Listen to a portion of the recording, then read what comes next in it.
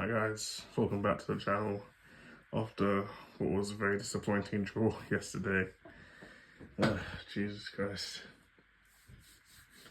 I'll be fair, I was very confident that we were going to win. I predicted 3-1, but unfortunately it ended 1-1. And in all honesty, to be fair, if you probably told most fans before the game if it ends 1-1, they wouldn't be too annoyed about it. But unfortunately, it was the manner of which it ended 1-1. Of course, our performance wasn't that great, but discounting performances, they had 10 men. they didn't have Palmer, and they lost Caicedo before the second half. You'd expect a team of Arsenal's quality to be able to capitalise on that, and unfortunately, we didn't. It's just the way it goes, but obviously, when it comes to the end of the season now, we might look back at these points dropped and be like, yeah, that could have been crucial. That could have been the difference. That could have been it. Obviously, hopefully not. It's a long season, but these are the games. These are very important games against a team which could definitely be around the Champions League positions by the end of the year. So it's a tough one. It's a tough one, but you got to credit Chelsea, despite who they're missing, despite who they ended up missing as well. They played well, they managed us well, kept themselves in the game as best they could. Yeah, we dominated possession, but it didn't always feel like that. And as anyone who watched the game will know, it didn't feel like we were playing against 10 men, even though they were missing Caicedo, who a lot of people like to argue is the best midfielder in the league. So you have to give him credit, unfortunately. What can you do? But I'm disappointed, what can I say? So let's get into it. The red card, I believe this is Chelsea's 4th or 5th red card this season. I think I've seen about 4 of them. I think it's the 4th red card. I remember Arsenal had a bit of a problem with the red cards last season. But I feel like that one was a bit more of an agenda, I can't lie, from the refs and PGMOL. But this one's a red, unfortunately. And I can't, like Caicedo cracks me up. The reaction he gave the ref, looking like, what, me? Yes, you. Yes, you. Jesus, almost went straight through his ankle, man. But just disappointed that we couldn't make the most of it afterwards. But he had to go after that. That's fair enough. That was about the 35th, 38th minute or something like that. It was a bad tackle. He had to walk. Luckily, we didn't get an injury out of that because, well, we've had enough of those over the years. We have enough of them now as it is. Even with the squad depth, you just don't want any more people on the physio's table. It's just not what you want. Obviously, we're trying to get some players back. Some of them managed to feature today, but luckily, Bro did not join them after that tackle. Not too long after that, in this second half, of course, Chelsea actually managed to grab the first goal from a corner, no less, so they can't even complain to us. But what can you say about us now? You're scoring corners too. Trevor Talibal, always liked him from back when he had the twist. It was a good goal. It was the same kind of goal that Yuri and Timber scored against Bayern like the other day.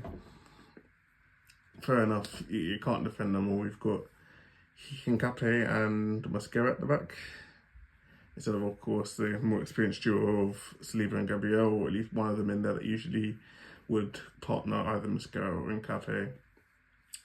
So we're missing them both today, but I still believe those two did well. However, sometimes shit happens, unfortunately. It was a good header. Just glanced it past David Raya. There's not too much you can say about it. I mean, of course, considering our aerial dominance, you'd always expect us to defend corners well. After all, we attack them amazingly. And usually I'd say we set up pretty well, but it was a good delivery. Chalobah just gets there first, he gets up well. I wasn't even too stressed when it happened, to be honest, because I thought, okay, well, my prediction was 3-1. It's 1-0, fair enough, but they have 10 men. All we need to do is get into gear. All we need to do is kick it on. We were pressing, to be fair. We were pressing that second half.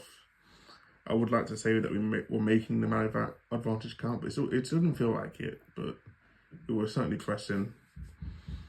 Was it around like the 60th minute-ish?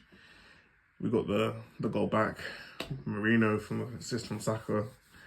Cucurella was actually doing quite well the whole game, managing Saka. I can't even lie. Saka was getting a bit of success here and there, but this one was just quality. Star boy, isn't he? Star man. The guy's getting married soon. I'm pretty sure he just got engaged. Congratulations to him. We love everything this guy does. And of course, we got so many players now that have that quality in them, that can unlock a defence, that can get you a goal, get you that key pass, that can get someone in. And this time it came from the guy we always look to, really, Starboy Saka. It is a lovely cross as well. We know that him and Declan Rice have absolutely amazing deliveries. So to see that again from the right-hand side, and from Marino, who always probably has one of the best instincts for goal in our team, if not the best. Probably right up there with Gyökeres when he gets firing. He gets up there well. He's not even really challenged on that header, but you still have to meet it. You still have to guide it. And we love him for it. Never would I have thought when we bought him that he would be this integral last season, and even this season. Like he's become kind of a cult hero. He's a great player. I just never expected it of him. I'm surprised at what this man can deliver, honestly. He's so versatile. I remember he said he didn't even want to play striker. He doesn't even like it. Maybe likes it a bit more now, but you had to play where you're needed, and he was needed at 9 today. And he got up and got a goal. And another goal. I'm saying that like it's a rarity. It's not. He does it for Arsenal, he does it for Spain, he does it a lot as well. So very happy for them both. And then as the game progressed, just hoping we hope that the momentum's with us, that we're gonna go on from that first goal back and really kick on and get 2-1, maybe 3-1, see it off to bed. But to be honest, it just never felt like, well, I won't say it never felt like we were going to get there, but it never felt like Chelsea were getting battered by us. The possession stats show that we had most of the ball, and that's fine, but I still feel like we were just managed well. Like, you'll see Arsenal get like 7-8 corners in a game. I think our average is over 6 in a game. We were limited to 3 corners in this game. Now, I know obviously the league doesn't like to see us get corners, but if you look at our past games, you'll notice how often we go for them, how often our game plan incorporates getting the corners, not just obviously taking them and getting the goals from them, but actually seeking out getting a corner if it's possible. And I feel like they just managed us out of that. And it's credit to the defence. It's credit to the goalkeeper as well. And of course, we didn't get anything out of the 3 corners we had, and they got 3 corners themselves and they managed to score it. So I don't think they can complain about that.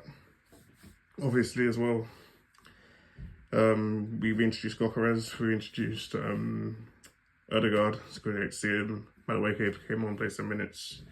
I think we brought on Gyökeres for, I'd say, about the 70th minute. And that was good. I understand why. We needed the big target man out there. Obviously, we do get some stuff from crosses. We do get some stuff from corners, which I'm sure we were still hoping to get at that point. And he would be a big part of that. And lo and behold, he could have been. It was unfortunate right at the death there. I think it was Timber that took it away from him from that cross from the left-hand side. If Timber hadn't made contact with it, I think Gyökeres was right there, and that would have been a goal there right at the death. But in all honesty, considering the situation and considering the context of the game, we should not be waiting until the last minute trying to claw it back. Although, of course, every great title-winning team has those wins, has those days, but when you know you're against Chelsea 10 men for the majority of the game, those are the times you really need to take advantage, because this could really come back to bite us, and it's unfortunate. Your Chris didn't get his goal towards the end of that game, and unfortunately it did end 1-1, but credit to Maresca, managed us well. He didn't even I don't think he made defensive substitutions, having lost a traditional CDM. He put on Garnacho, he put on Lindelap, he put on it. Well, they're both runners, I guess. And I know Garnacho worked tirelessly for the ball. You can see why he put him on, but he definitely wasn't shying away from the game. And it's just credit to him and credit to Chelsea. That without, well, let's just say basically without Caicedo and without Palmer as well, it does make me fear what they could be when Palmer comes back. He's such a big influence in that team. He is the best player on that team. And as we have seen, when he is going, he's almost unstoppable. So we'll wait and see with that. Obviously, Arsenal still, I think we're 5 or 6 points clear, top of the table. So it's okay in the grand scheme of things, hopefully. But unfortunately, let's get rid of a bit of our breathing room. And we are going to have like City and Chelsea breathing down our necks now a bit. But I still think it's okay. I haven't seen our next fixtures, but I know we've had quite a few hard fixtures and gone through quite a lot of hard ones. So hopefully we have some easier fixtures in the next few weeks coming up, or maybe next year. I mean, just this week alone, these last 7-8 days, Tottenham, Chelsea and Bayern.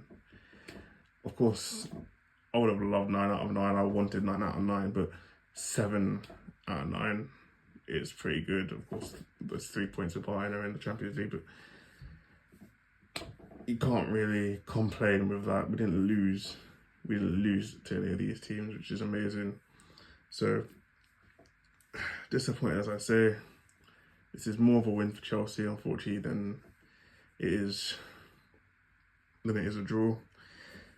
But it's just the way the game goes, isn't it? Unfortunately, we're going to have to eat those ones. But I will say that teams that become champions, they grind out the wins here. They grind out these wins. They take these opportunities. If this was like the lowest block, if it's 10 men, you have to take the opportunity. And we just didn't take it, unfortunately. And, well, I'm sure the players don't need anyone to tell them that they need to take these opportunities when they come. So I'm still expecting them to come out next week, still confident. In fact, I want them to be angry about losing the points yesterday. And hopefully they can get back to winning ways. But we'll see. I'm still thinking Arsenal going to win the league. I think the position we're in is good. I still think our fundamentals are good. Our depth, everything. It's all there now, in my opinion. Of course, we'd love it if Yokos was firing more, or if we had a striker that was firing more. Hell, if Havertz was fit. I remember when he first came, start of the season, after pre-season, with that burst of pace, he might be starting. And considering everyone knows how he plays and has played with him for a couple of years now, I do think about what the team will look like when he does play, because he's going to be quite an influence. He's big, he's tall, he uses his body very well. Might not be the strongest, but he's still good. He's still very good. And with that burst of pace he was showing as well, I was excited. So hopefully as well, when he comes back, that adds another element to us, and it just makes us even more dangerous. It's a swarming knife of